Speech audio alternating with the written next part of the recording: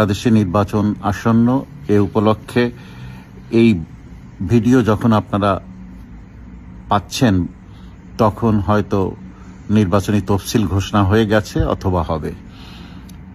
11 তারিখ সন্ধ্যায় তফসিল ঘোষণা করবে বাংলাদেশের নির্বাচন কমিশন এবং আশা করা যাচ্ছে ফেব্রুয়ারির 12 তারিখে নির্বাচন অনুষ্ঠিত হবে। তফসিল ঘোষণা হওয়ার পর অনেক কিছুই জানা যাবে এবং আপনারা জানেন এখনো প্রতীকের যে তালিকা তার ভিতরে নৌকা মার্কা আছে এবং বলা হচ্ছে ক্লিন ইমেজের আওয়ামী লীগ প্রার্থীরা নির্বাচন করতে পারবে, কিন্তু এখনো আমাদের দলের উপর থেকে নিষেধাজ্ঞা প্রত্যাহার করেনি। তো এইসব বিষয়গুলো নিয়ে অনেক কিছুই এই সরকার চ্যালেঞ্জের মুখে পড়ে যাচ্ছে। আপনারা জানেন ভ্লাদিমির পুতিন রাশিয়ার প্রেসিডেন্ট ভারত সফরের সময় আমাদের নেত্রীর সাথে বৈঠক হয়েছে এবং ভারত সরকারের সাথে বৈঠক হয়েছে। সেখান থেকে বাংলাদেশের নির্বাচন সম্পর্কে একটি সিদ্ধান্ত হয়েছে ভারত এবং রাশিয়ার মধ্যে। এর মধ্যে যুক্তরাষ্ট্র এবং ভারতের মধ্যে যে প্রতিরক্ষা বিষয়ক চুক্তি হয়েছে সেখানে ভারতের সাথে যে সব চুক্তির মধ্যে আছে এর ভিতরে বাংলাদেশ একটা ফ্যাক্টর। এর মধ্যে বাংলাদেশের নির্বাচন এবং সরকার পরিবর্তনের বিষয় নিয়ে যুক্তরাষ্ট্রের সাথে ভারত সরকারের সিদ্ধান্ত হয়েছে।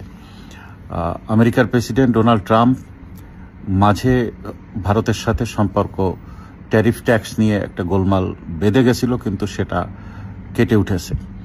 তারা চিন্তা করছে যে চীন একটা বড় শক্তি, বাংলাদেশ একটা ছোট্ট দেশ, বাংলাদেশের বিষয়টা তারা ছেড়ে দিতে চাচ্ছে, ভারতের হাতে ছেড়ে দিয়েছে। কারণ বাংলাদেশের ছোট্ট একটা ফ্যাক্টরের জন্য চীনকে তারা মাথাচাড়া দিয়ে উঠতে দেবে না, এটা আমেরিকার জন্য বিরাট ক্ষতি হবে। এই জন্যে বাংলাদেশের বিষয়ে সিদ্ধান্ত নেয়ার দায়িত্ব ভারতের উপর ছেড়ে দিয়েছে। ভ্লাদিমির পুতিন চলে যাওয়ার পর ভারত সফরে এসেছেন পল কাপুর সহ কয়েকজন ঊর্ধ্বতন কর্মকর্তা যুক্তরাষ্ট্র সরকারের। পল কাপুর আছেন জন লু যে পদে ছিলেন দক্ষিণ এশিয়ার এই পররাষ্ট্রমন্ত্রী পদে, এখানে এখন পল কাপুর দায়িত্বে। তিনি ভারত সফর করছেন যুক্তরাষ্ট্র সরকারের অত্যন্ত প্রভাবশালী নেতৃবৃন্দকে নিয়ে, যারা এই সাউথ এশিয়ান জোনের রাজনীতিকে দেখভাল করবেন। তারা বাংলাদেশে আসবেন কাল বা পরশু যে কোনো সময়। তারা এসে যুক্তরাষ্ট্র সরকারের অবস্থান পরিষ্কার করবেন বাংলাদেশ সরকারের সাথে। এতে যা মনে হচ্ছে নির্বাচন নিয়ে একটি টাগ অফ ওয়ারের পরিস্থিতির দিকে যাবে। এবং আপনারা জানেন ইলেকশন কমিশনার মাসুদ সাহেব ঘোষণা দিয়েছে তফসিল ঘোষণার পর যদি রাজনৈতিক দলগুলো মারামারি গোলমাল গন্ডগোল করে তাহলে নির্বাচন স্থগিত করে দেওয়া হবে। তার মানে বলেই দিল যে এই নির্বাচন ফেব্রুয়ারিতে যে হবে এটা নিশ্চিত নয়। আলটিমেটলি এই নির্বাচন হতে দেবে না আওয়ামী লীগ, কারণ আওয়ামী লীগকে বাদ দিয়ে দেশে নির্বাচন হবে না। তো সেই সব বাস্তবতার ক্ষেত্রে হয় আওয়ামী লীগকে নিয়ে নির্বাচন করতে হবে, না হলে এই নির্বাচন হবে না। তা সেই রকম জায়গায় যাওয়ার জন্যে 11 তারিখ তফসিল ঘোষণার পর সন্ধ্যায় সারা বাংলাদেশে আপনার মশাল মিছিল ঘোষণা করা হয়েছে আওয়ামী লীগের পক্ষ থেকে এবং 12 তারিখে জুম্মার পরে বিক্ষোভ মিছিল করার সিদ্ধান্ত গৃহীত হয়েছে এবং 13 তারিখ সারা বাংলাদেশে লকডাউন ডাক দিয়েছে আওয়ামী লীগ। এর সাথে সাথে অন্যান্য দলগুলো তারাও মাঠে থাকবে। আর এদিক তো বিজয়ের মাস এসে গেছে, বিজয় দিবসে কুচকাওয়াজ করবে না এই সরকার, সেগুলোতে অনেকে অখুশি। সবকিছু মিলায় একটি টাগ অফ ওয়ারের মতো পরিবেশ চলবে পুরা ডিসেম্বর মাসে।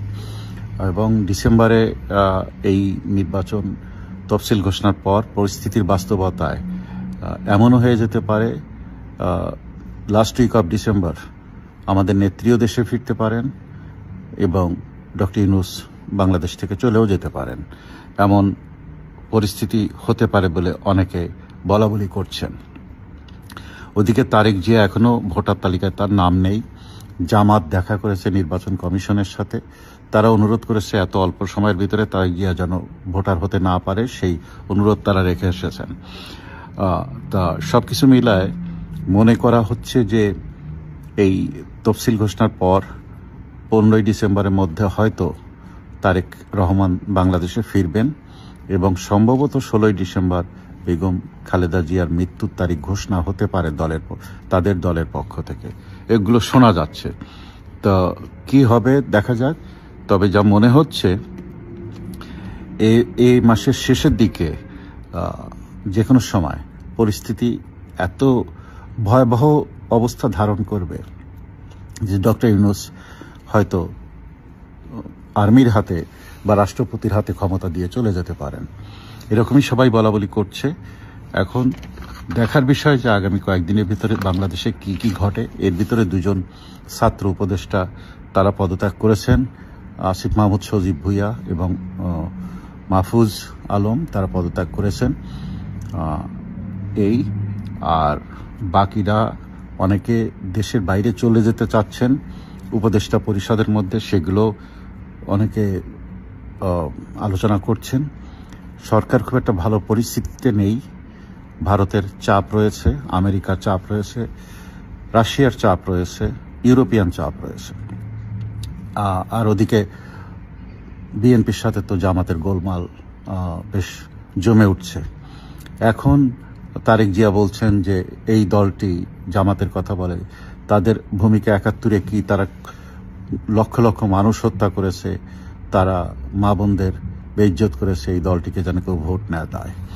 এখন এই দলটিকে ভোট দিতে মানা করছেন তারেক রহমান, অথচ এই তারেক রহমানের দল এত বছর যাবৎ এই জামাতকে কোলে পিঠে করে মানুষ করেছে, তাদেরকে রাজনীতি করার সুযোগ দিয়েছে জিয়া রহমান পঞ্চম সংশোধনের মাধ্যমে। এরপর যখন খালেদা জিয়া ক্ষমতায়, তখন গোলাম আজমকে বাংলাদেশের পাসপোর্ট দিয়েছে এই বিএনপি সাথে নিয়ে তারা জোট গঠন করে এই রাজাকারদের গাড়িতে বাংলাদেশের পতাকা উড়ানোর সুযোগ করে দিয়েছে। এই দলটিকে রাজনীতিতে এইভাবে পুনর্বাসিত হওয়ার সুযোগ দিয়েছে। অথচ বঙ্গবন্ধুর সরকার 72 সালের সংবিধানে ধর্মীয় সংগঠন মানে ধর্মভিত্তিক রাজনৈতিক দল গঠন নিষিদ্ধ করেছিলেন। এটা হলো ইউরোপ আমেরিকা যেভাবে চলে এইভাবেই ধর্ম যার যার রাষ্ট্র সবার। কিন্তু জিয়া রহমান এসে এটিকে উল্টিয়ে দেন এবং তারপরে তাদেরকে সাথে নিয়ে বিএনপি এত বছর যেসব কাজ করেছে তার ফল আজ বিএনপি পেতে যাচ্ছে। আজকে বাংলাদেশের স্বাধীনতা বিজয় দিবস উদযাপন হচ্ছে, কিন্তু কুচকাওয়াজ করা যাবে না, গত বছরও তাই করেছে। এসব মিলিয়ে এই দেশটাকে এমন জায়গায় নিয়ে গেছে এই বিএনপি, যাতে করে দেশটা একটি মানে স্বাধীনতার পক্ষের যে বাংলাদেশ, সেখান থেকে অনেকটা ছিটকে পড়েছে বাংলাদেশ। আর ইতিহাসের অনেক কিছুই এই বিএনপি বিতর্কিত করে ফেলেছে। এখন দেখার বিষয় আগামী নির্বাচনের বিষয়ে। বিএনপি নেতারা বলছেন আওয়ামী লীগ চাইলে আমাদের সাথে জোট গঠন করতে পারে, আওয়ামী লীগের ক্লিন ইমেজ যারা প্রার্থী তারা আমাদের সাথে নির্বাচন করতে পারে, ইত্যাদি ইত্যাদি। আমাদের নেত্রী সব অবজার্ভ করছেন এবং নেত্রীর কাছ থেকে সিদ্ধান্ত আসবে, যে সিদ্ধান্ত আসবে আওয়ামী লীগের নেতাকর্মীরা সেটাই মেনে চলবে।